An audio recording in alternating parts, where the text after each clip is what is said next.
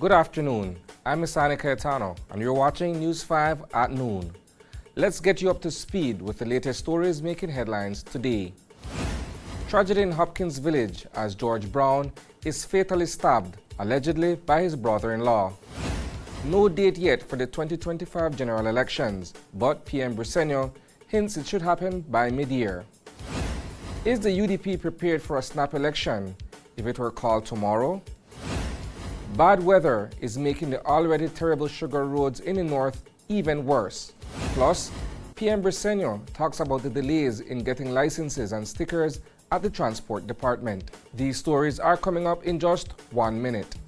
For 32 years, I've been delivering impactful news across print, radio, and television. With extensive training both locally and internationally, I bring you the top stories on News 5 every night, covering special assignments including Taiwan's historic swearing-in of President Tsai Ing-wen in 2016 and the ICJ's role in territorial disputes from The Hague in 2018 has broadened my global perspective. I use all these experiences to bring you the very best on News 5 live at 6. I am News 5. Welcome back. Tragedy struck Hopkins village this morning with a fatal stabbing incident. The victim, identified as George Brown, was a resident of this coastal community in Stann Creek district. Early reports suggest that his brother-in-law may have been involved in the incident. Stay tuned to News 5 for more updates on this developing story in our evening newscast. The date for the 2025 general elections is still under wraps, but Prime Minister John Briceño has hinted that the national vote will likely take place before June. He also mentioned that, despite their best efforts, he doesn't expect the People's United Party to sweep all 31 seats in the House of Representatives. If I may ask, will it be the first half of this year, the last half of this year?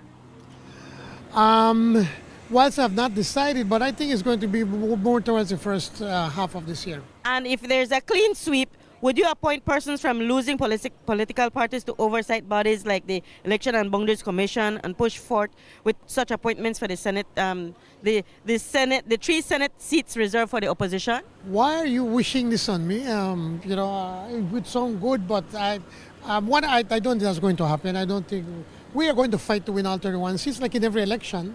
But at the end of the day, we have to respect the wishes of the people, of the Belizean people, and if they should decide to give us the 31 seats, it's something that we'll have to cross that bridge when we get there. So let's put it that way. But what if the Prime Minister called for elections tomorrow? How ready is the United Democratic Party, given all the infighting and leadership struggles? Here's what Opposition Leader Cheyenne Barrow has to say about that. If the Prime Minister was to call the elections tomorrow with a 30-day window for campaigning and getting your act together in a manner of speaking, how prepared are you and the United Democratic Party? We have been campaigning and we are prepared.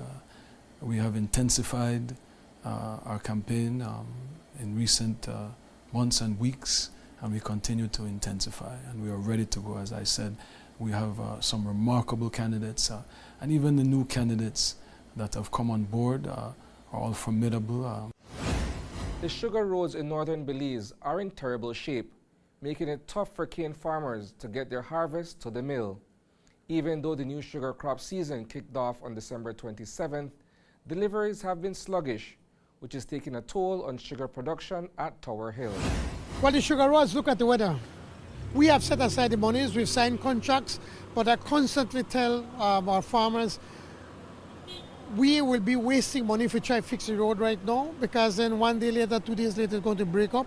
So we have the money, we've signed the contracts, we've set aside even another $1 million plus to be able to fix the sugar roads, but until the weather clears up and it dries up, there's not much that we can do. And as we mentioned in our newscast on Tuesday, vehicle owners are fed up with the delays at the Department of Transport, struggling to get their driver's licenses and vehicle stickers on time. Earlier today, Prime Minister John Briceño acknowledged the inconvenience and shared how his government plans to fix the issue. before that host meeting, I did meet with Minister Ferguson and the acting CEO, Shal.